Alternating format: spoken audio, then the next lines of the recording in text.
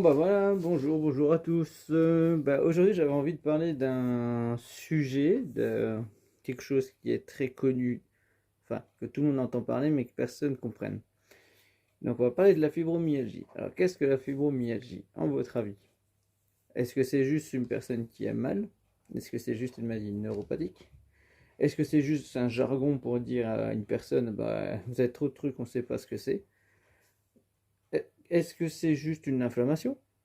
Qu'est-ce que la fibromyalgie?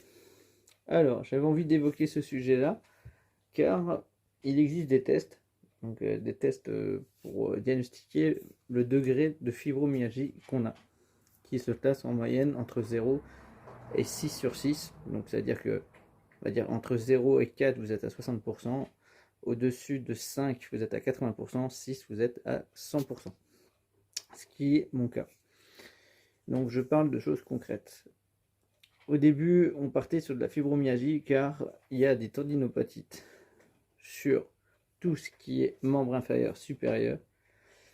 Il y a des tendinites au niveau épaule, des tendinites au niveau dorsal. D'un seul coup, on est parti sur des douleurs dites fourmillement, décharge électrique au niveau des articulations, des coudes et des épaules. Passé chez un rhumatologue, on m'a annoncé comme quoi ce serait peut-être de l'arthrose, mais pas de la fibromyalgie.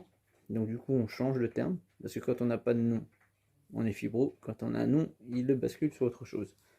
Or, il se peut que entre temps, avec des examens cliniques, on vienne rajouter en fait une colopathie. Et là, à ça, vous rajoutez encore d'autres petits problèmes, donc discopathie dégénérative, neuropathique. Ensuite, on vous parle de névralgie cervico-brachiale. Quelques années après, on vient avec un syndrome du défilé, tatali, tralala. Et là, on vous dit, bah ça, tout ça, c'est un cumul de tout. Donc chez nous, vu qu'on n'arrive pas à mettre un nom sur quelque chose, on dit que c'est une fibro. Or, la fibromyalgie, ce n'est pas que de l'arthrosique. Donc, ce qui veut dire que c'est pas que en lien avec de l'arthrose ou de l'arthrite. La fibro, c'est plutôt un trouble neuro. Donc, ce qui veut dire qu'il y a un trouble sur les nerfs et qu'on va dire que le cerveau, au lieu de transmettre les bonnes informations à certains endroits, il va mémoriser une douleur, un impact, une sensation de douleur ou non. Donc, ce qui veut dire que soit il va amplifier quelque chose, soit pour lui, là t'as mal, mais il n'y a rien. Donc la fibromyalgie, elle est vraiment typée à chaque personne. Il y a des symptômes. Les symptômes les plus courants sont des personnes qui sont atteintes de problèmes osseux, d'une discopathie dégénérative ou de problèmes articulaires, qui ont déjà été opérés ou qui ont déjà subi en fait des traumatismes. Donc, perte de connaissance, chute, trauma crânien, tralala, tralala. Ensuite, ils se sont rendus compte que des personnes qui sont atteintes de la fibromyalgie ont des autres symptômes. Alors, je vais vous en évoquer une ici, moi, je ne vois pas trop non plus. Ici, est ce qu'on appelle une fameuse boule de graisse. Alors, des fois, on vous dit que la boule de graisse, elle est liée à l'anxiété, à du stress, ou tout simplement, on était un peu en surpoids, on a stocké de la graisse à cet endroit. Pour ma part, c'est un peu faux. Voilà. Et d'un seul coup, vous cherchez un autre endroit, et j'en ai une autre qui est juste ici. Une un peu plus haut, et j'en ai une à quasiment chaque cuisse, même voir sur le mollet, et je commence à en avoir un peu partout. Alors, en cherchant un peu sur YouTube, en cherchant un petit peu sur Google, j'ai demandé est-ce que ces boules de graisse qui sont un peu partout sont plutôt un risque cancérigène ou un facteur de autre chose. Et là, on revient sur le premier jargon qui est le stress. Une boule de graisse comme ça qui vient de se mettre un peu partout peut en fait être liée à de l'anxiété et du stress. Mais attention, pas un stress environnemental, pas un stress là, pouf, je suis stressé, non. C'est plutôt un stress, on va dire, métabolique. Donc ce qui veut dire un stress venant de l'intérieur.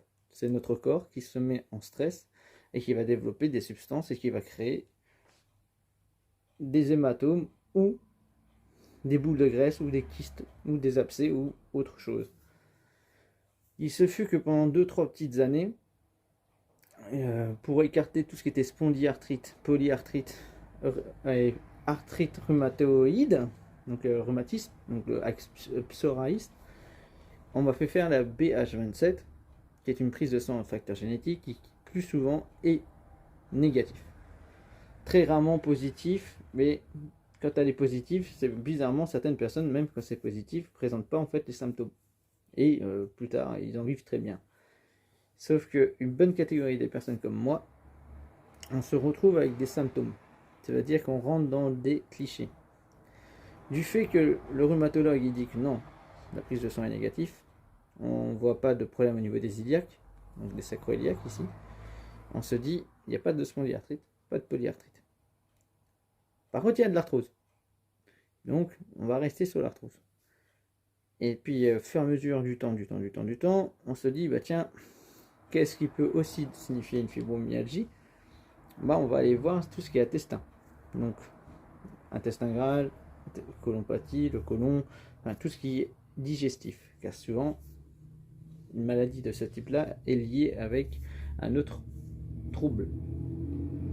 On fait une colopathie. Là, miraculeusement, la bonne nouvelle, c'est qu'il n'y a pas de, de polypes, tout ça, que le conduit est assez propre. Mais là, on m'a dit, par contre, attention, monsieur Lotte, le côlon chez vous est plus large et plus gros que la moyenne. Donc faites attention aux excès. Et surtout, avec un certain âge, votre côlon ne peut plus revenir comme avant. Je suis ok, donc ça veut dire quoi? Il m'a regardé, il m'a dit clairement, vous avez une colopathie. Vous avez le côlon irritable. Et j'ai fait ok, et quels sont les problèmes que je vais rencontrer? Il m'a dit souvent, vous avez mal à l'épaule. Je fais oui. Il m'a dit, bah souvent l'épaule, on croit tous que c'est que des tendons et des muscles, mais ça peut venir du ventre. Vous avez mal là, au niveau du côlon, et ça peut aller jusque dans l'épaule gauche. Et inverse. Vous avez du côté droit, enfin mon côté gauche vers mon côté droit, ça peut être aussi lié avec le bas-ventre, donc avec un problème de digestion. Et tout ça, il m'a dit, ça rentre dans la fibromyalgie. Parce que ça vient rajouter en fait un indicateur de fibromyalgie. Donc je me suis dit, ok, donc du coup, fibro, pas de problème. Ensuite, ils viennent me dire, on voit que vous êtes un peu ébloui, que vous n'aimez pas trop être à la lumière. Donc là, comme vous pouvez le voir, je ferme souvent les rideaux, j'évite des lumières très fortes. Donc je suis plutôt jaune que plutôt blanche LED bien foutue. Et là, c'est vrai que je révèle du coup que quand la lumière est trop forte, j'ai un mal de crâne à chier et ça va me taper jusque dans les cervicales. Donc en fait, là, ils me disent oui, mais ça c'est normal, c'est parce qu'en fait, vos yeux sont sensibles, le nerf optique il descend jusqu'en bas dans la cuisse, dans la fesse. Il m'a dit tout ça, ça s'excite, ça se névrène, donc c'est ce qu'on appelle une maladie neuropathique. Mais qui est aussi un des symptômes en fait de la fibromyalgie. Les personnes qui sont atteintes d'une fibromyalgie assez intense préfèrent être dans une pièce plutôt sombre que dans une pièce plutôt lumineuse. Donc du coup, ça revient aussi dans les symptômes. Et là maintenant, après 5 ans, on me dit que c'est plus de la fibro, que c'est de l'arthrose. Mais là, on vient de me redire que c'est de nouveau de la fibro. Donc ils savent toujours pas. Là, ce soir, je dois faire une IRM pour de l'arthrite. Car j'ai les doigts qui sont en train de se déformer. Ah, là, la question qui se pose, c'est que ça fait 5 ans qu'on me dit qu'il n'y a pas de polyarthrite, qu'il n'y a pas de spondyarthrite, mais j'ai des inflammations partout, j'ai les mains qui gonflent, les chevilles qui gonflent et des douleurs pas possibles. Donc là maintenant ils suspectent arthrite. Alors attention, arthrite ça peut être que de l'arthrose, comme ça peut être la polyarthrite, comme ça peut être la spondyarthrite, comme ça peut être de la polyarthrite rhumatoïde, donc avec des rhumatismes. Et là je leur ai dit, je fais mais attendez, ça fait un petit moment que je perds mes cheveux, ça fait un petit moment que j'ai des fois la peau qui s'enlève à certains endroits. Je ne vais pas vous indiquer les autres endroits parce que voilà, c'est partie intime. Et en dessous les pieds. Et là, on me dit, bah là, on est plus sur du psoriasis.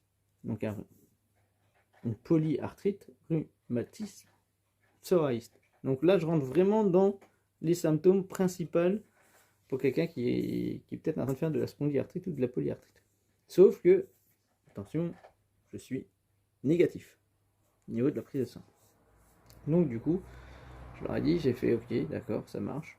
Donc on va faire les tests ce soir. Mais quand on entend les gens et les personnes qui m'entourent, ouais, mais la fibromyalgie, dès que quelqu'un a mal, tout le monde le dit.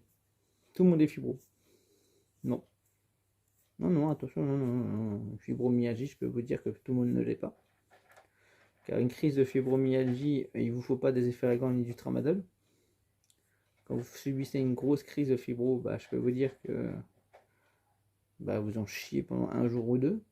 Moi, j'ai besoin, quand je suis en pleine crise de fibro, de ceci. Voilà, un TENS Echo 2. C'est quoi les TENS? C'est des électrodes qu'on va placer aux endroits où on a mal. Bah, par exemple, hier, j'étais pas bien, j'avais mal, je les avais placés sur mon ventre.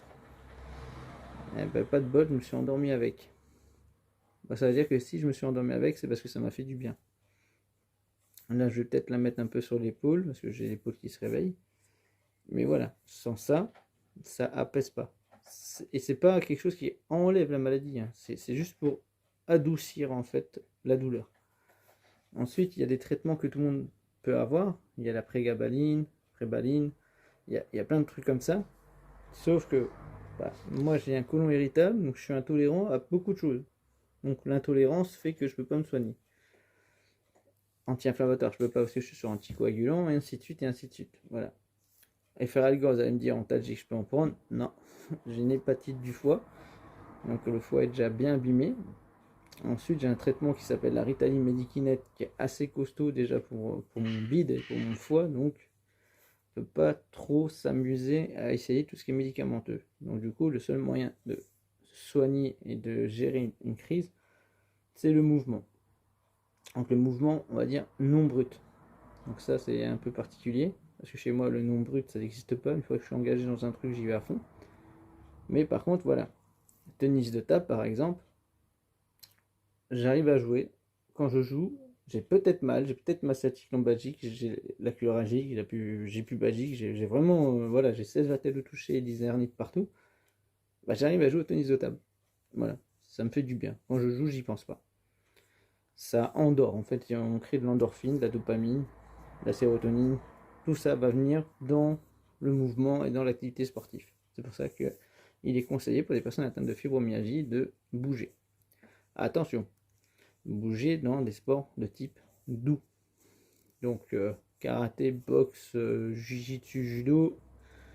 Je doute que pour quelqu'un qui est atteint d'une fibromyalgie ou de arthrose, on va dire de spondyarthrite, ça soit très très très conseillé. Voilà. Par contre, la piscine, natation, les sports dits du yoga, du fitness, des trucs sans charge à choc, ouais. Ouais, ouais, non, je vous conseille très, très vivement de bien vous cibler sur ce sujet-là. Maintenant, j'ai un autre facteur qui s'appelle le TDAH, j'avais déjà fait une vidéo avant, qui lui est plutôt un trouble de l'apprentissage et qui est suivi par l'hyperactivité. Moi, mon hyperactivité est venue liée à mon passé et liée à, on va dire, un échappatoire. Donc ça veut dire que je me suis toujours cherché à faire de l'activité, je faisais 35 à 40 heures de sport semaine. On va dire que la fibromyalgie avec quelqu'un qui est TDAH hyperactif, les deux ensemble, c'est un combo. Ils sont fatals. Car l'hyperactivité va réveiller la sensation nerveuse des troubles nerveux, donc c'est-à-dire au niveau des nerfs, donc tout ce qui est neuropathique, parce que la fibromyalgie, c'est une maladie neuropathique. Et en plus, quand la fibro va se réveiller et va se déclencher en crise, va venir jouer sur le côté actif de la personne qui est hyperactive. Donc ça veut dire que c'est un cercle vicieux. Donc moi, je vous invite à vous renseigner, à regarder autour de vous, à ne pas mettre tout dans le même package. Fibro c'est fibro, arthrose c'est arthrose, sclérose en plaques c'est une sclérose en plaques, colopathie c'est horrible, je le souhaite à personne, mais fait partie des symptômes de la fibro. Et ensuite va venir tout ce qui est trouble du neurodéveloppement, donc ça veut dire TDAH, hyperactif, maladie neurodégénérative, tous ces petits trucs là qui viennent rentrer en compte dans la fameuse fibromyalgie, qui est très peu reconnue aujourd'hui. Il y a SOS fibromyalgie, il y a des associations, tout. Mais voilà, on en parle très très très peu. Ça commence à se faire connaître, sauf que les médecins, bah, ils se cassent la tête à essayer de trouver ce que c'est. Moi, c'est simple, on vient de m'annoncer comme quoi j'ai perdu 75% de mon nerf du dentelé. Ça peut être lié au vaccin du Covid parce que bah, lors de l'injection, j'ai des paralysies du bras gauche. Et il suffit que j'ai chopé une infection qui est venue me bouffer en fait le nerf, c'est lié. Voilà, ils appellent ça le personnage Turner Covid. Voilà, donc j'ai pas eu de bol, c'est pour ma gueule. Mais voilà, je voulais parler de cette fibro. Je voulais vous expliquer ce que c'était la fibromyalgie. Parce que c'est vrai qu'il y a certaines personnes, je dis fibromyalgie, ils se testent tout de suite, ils savent ce que c'est. Et un autre, je leur dis fibromyalgie, ah ouais, mais toi de toute façon, t'as toujours un autre truc. Hein, ouais, voilà. Donc le jugement, toujours des choses un peu. Voilà. Ce que les gens n'arrivent pas à comprendre, c'est qu'on peut être invalide, handicapé et être debout. Comme je suis là devant vous. Voilà. Donc, voilà, un petit bémol, un petit passage, une petite vidéo là-dessus. Je reste aussi sur le TDAH, je suis en train de suivre pour la prochaine conférence sur le TDAH. Et puis sinon, oui, je suis en train de me renseigner sur la fibromyalgie et tout ce qui est arthrosique. Parce que je peux vous dire que l'arthrite, quand les doigts ils commencent à bien gonfler, des fois dans vos chaussures, vous avez les chevilles, vous avez l'impression qu'ils vont exploser. Bah, j'aimerais bien comprendre en fait comment ça fonctionne et qu'est-ce qui peut être mis en place pour m'aider. Voilà. Surtout quand on n'a pas de traitement adéquat. Donc voilà. Donc si jamais cette vidéo vous a plu et ça vous a intéressé, n'hésitez pas à me mettre un pouce, à partager et à vous abonner. Merci beaucoup à vous. Je suis sur TikTok, je suis sur YouTube et c'est Karaté Ping T2F. Bye bye.